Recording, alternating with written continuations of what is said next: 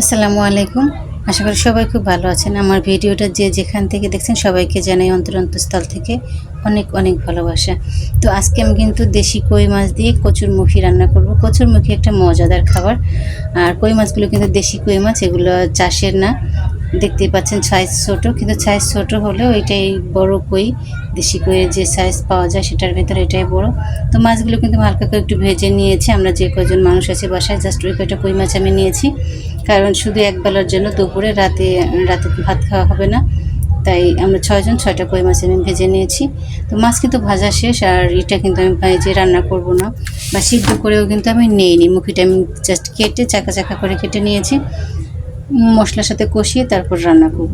তো যেই কড়াইয়ে রান্না করবো আমি কিছুটা পরিমাণে পেঁয়াজ কুচি আর একটু তেল দিয়ে নেড়েছি। এখন কিন্তু পানি দিয়ে দিয়েছি আর দিয়ে দিচ্ছি বাটা মশলা। এখানে আমি 2 চা চামচ পরিমাণে আদা রসুন বাটা দিয়ে দিয়েছি, দিলাম লবণ। বাকি সব উপকরণ যেগুলো দেবো সেটা হলো গুঁড়ো মশলা, হলুদের গুঁড়ো, মরিচের গুঁড়ো, ধনিয়া গুঁড়ো, জিরা গুঁড়ো। এগুলো দিয়ে মশলাটাকে খুব ভালোভাবে কষিয়ে নিতে হবে। আসলে দেশি জিনিস যেগুলো আমাদের সার ওষুধ ছাড়া হয়, যেমন মাছ, যে সবজি বাড়ির উঠোনে আঙিনায় যে সবজিগুলো হয়, পুঁই শাক, লাউ শাক, এগুলো কিন্তু আসলেই অনেক মজার হয়, কারণ এতে কোনো ওষুধ থাকে না, ফরমালিন থাকে না, তাই এর স্বাদটা একটু অন্য রকমেরই হয়ে থাকে।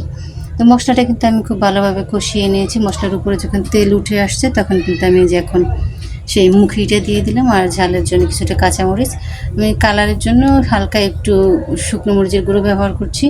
তো এই যে মশলার সাথে কিন্তু এই যে আমি মুখিটাকে একটু সিদ্ধ করে নিলাম। মশলার সহযোগে এটা একটু কষিয়ে নেবার পরে আমি পানি ব্যবহার করব। এটা সিদ্ধ হতে বেশি সময় লাগবে না, কারণ মুখিটা খুবই ভালো। যখন কুটি করছিলাম তখনই আমার ভালো লেগেছিলো। তো এখন একটু পানি দিয়ে দিচ্ছি, আর মুখি তরকারিতে একটু পর্যাপ্ত পরিমাণে পানি দিতে হবে। অন্যান্য তরকারির চেয়ে তুলনামূলক একটু বেশি দিতে হবে, কারণ মুখি তরকারির ঝোলটা কিন্তু শুকিয়ে যায়, ঘন হয়ে যায়। আর এটা তো আমি সিদ্ধ করে নিই, তাই একটু সিদ্ধ হতে যে সময় নেবে, জাস্ট ঢেকে দিয়ে 3-4 মিনিট পরে কিন্তু ঢাকাটা উঠিয়ে নাড়াচাড়া দিচ্ছে। এই দেখেন কিন্তু গলে গিয়েছে অলরেডি। তো এখন কিন্তু এই পর্যায়ে আমি যে ভেজে রাখা মাছ, আর আমি একটু সামান্য পেঁয়াজ ভেজে উপরে উঠিয়ে রেখেছিলাম মাছের উপরে, তো এটা কিন্তু দিয়ে দিলাম। এটা দিয়ে আমি আবার ঢাকা দিয়ে দেবো 3-4 মিনিটের জন্য। পরে ঢাকা উঠিয়ে কিছুটা মুখি আমি একটু ভেঙে ভেঙে দেবো। এটা হবে কি, ঝোলটা একটু ঘন হবে, খেতে দারুণ লাগবে। আর সবগুলো আস্তে আস্তে থাকলেও হয়, এটা আপনাদের ইচ্ছা। তো আমি একটু ভেঙে দিলে আমার মনে হয় কি তরকারির স্বাদটা একটু বেশি ভালো লাগে, আর একটু ঘন ঘন হয়, এটা খুব ভালো লাগে আমার কাছে। তাই কিন্তু আমি একটু মুখিটা ভেঙে দিয়েছি। আর দুঃখের ব্যাপার হয়েছে যেন আজকে আমার বাসায় ধনিয়া পাতাটা নেই, তো আমি শুকনো ভাজা জিরের গুঁড়োটা ব্যবহার করতেছি।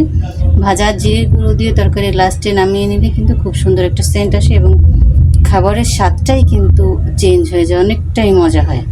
তো আমার মুখি দিয়ে যে দেখেন কই মাছটা কিন্তু রান্না হয়ে গেছে, দেশি কই মাছ দিয়ে মুখির ঝোল। তো সবাই দেখিয়ে নিলেন, দেখেন ফাইনাল লুক। মাশাআল্লাহ, দেখতে অনেকটা লোভনীয় হয়েছে, আর খেতে কিন্তু দারুণ ছিল। সবাই একেবারে চেটেপুটে খেয়েছে, একবারে তরকারি দুপুরে শেষ। তো এই সাথে যে আমি আর একটা আইটেম আজকে আমি করব, ভর্তা করব। তো কলা ভর্তা করব। কলাটাও বাড়ি থেকে নিয়ে আসছে। তো ভাবলাম কিছুটা, শুধু একটা তরকারি হবে কেন, ডাল আছে সাথে, একটা ভর্তা করি। তো এই মুখি ভর্তার জন্য আমি তো পেঁয়াজ, রসুন আর কাঁচা মরিচ আর 2টা শুকনো মরিচ ভেজে নিয়েছি। বরাবরই আমি সব ভর্তা যেগুলো বেটে করি, বেশিরভাগ ক্ষেত্রে আমি 2 ধরনের মরিচ ব্যবহার করি। এতে হয় কি, শুকনো মরিচ ভাজার খুব সুন্দর একটা ফ্লেভার আসে, আর কাঁচা মরিচটা আমি ঝালের জন্য জাস্ট ব্যবহার করি। এর জন্য 2 রকমের মরিচ দিয়ে আমি ভর্তাটা বাটার চেষ্টা করি।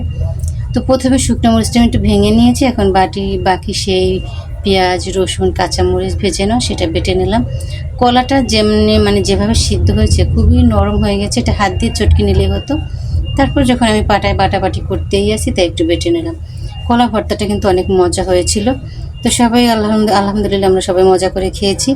আবার দেখা হবে নতুন কোনো ভিডিও নিয়েও কথা হবে। সবাই